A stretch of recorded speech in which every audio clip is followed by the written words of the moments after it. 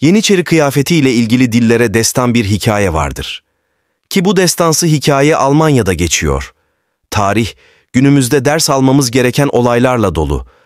Özellikle Osmanlı'nın her dönemde yardım isteyen ülkelere şaşırtıcı yöntemleri olduğu bilinmektedir.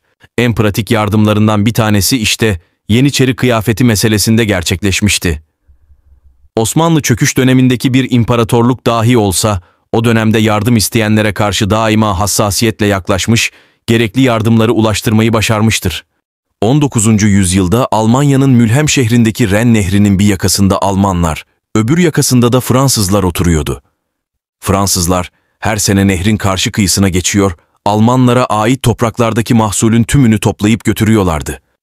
O sıralarda birliğini henüz temin edememiş olan güçsüz Almanlar ise buna fazla ses çıkaramıyorlardı.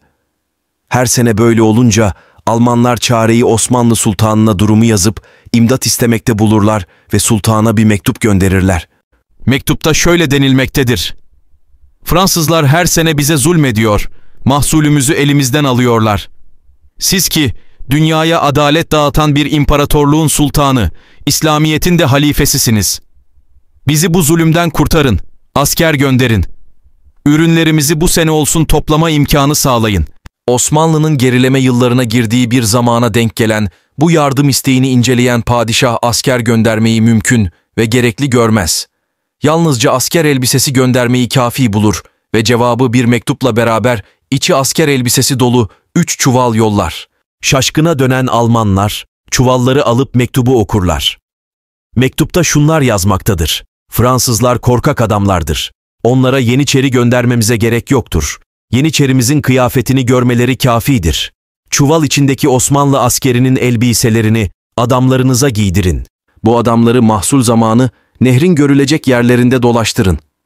Karşıdan gören Fransızlar için bu kafidir. Bağ bahçe sahipleri hemen Osmanlı askerinin kıyafetlerini kapışırlar. Hasat vakti geldiğinde giydikleri bu Yeniçeri kıyafetleriyle ve büyük bir heyecan ile nehir kıyısında dolaşmaya başlarlar. Ertesi gün nehrin karşı yakasından gelen haber, Almanların sevinç çığlıkları atmalarına sebep olur. Almanlara Osmanlılardan imdat geldiğini zanneden Fransızlar, korkudan köylerini de terk ederek iç kısımlara doğru kaçmaktadırlar. Mahsulünüzü rahatça toplayabilirsiniz. Zulüm sona ermiştir.